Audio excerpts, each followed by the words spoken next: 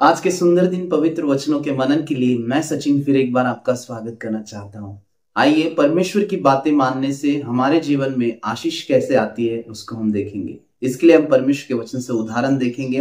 व्यवस्था विवरण की पुस्तक उसका 28 अध्याय वचन 1 और 2, उसमें कुछ इस तरह से लिखा है, यदि तू अपने परमेश्वर यहोवा की बातें सब आज्ञाएं जो मैं आज तुझे सुनाता हूं चौकसी से पूरी करके करने को चित्त लगाकर उसकी सुने तो वो तुझे पृथ्वी की सब जातियों में श्रेष्ठ करेगा।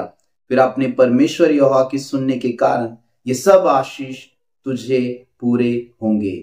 परमेश्वर का वचन कहता है कि परमेश्वर की बात जब हम मानते हैं तो सारी आशीष हमारे जीवन पर आती है। बहुत बार हमें लगता है कि परमेश्वर की बातें मानने से दुख हमें उठाना पड़ता है, परमेश्वर की बातें मानने से हमारे जीवन में हमें कष्ट उठाना पड़ता है, लेकिन ये शैतान का झूठ है प्रियो।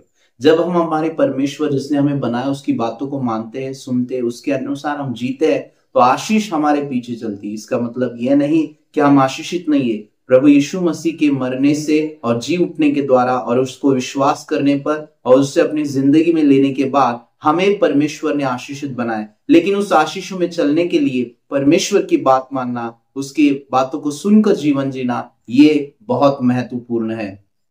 आप कहेंगे इसका मतलब क्या है, तो मैं आपको कहना चाहता हूं परमेश्वर की बातें मानना इसका मतलब यह है कि जो कुछ परमेश्वर की नजर में अच्छा और परमेश्वर की नजर में योग्य और परमेश्वर के वचन के अनुसार है वही बातों को करे, वही बातों में चले, तो आप देखेंगे कि परमेश्वर किस रीति से आपको आशीष में चला रहे हैं।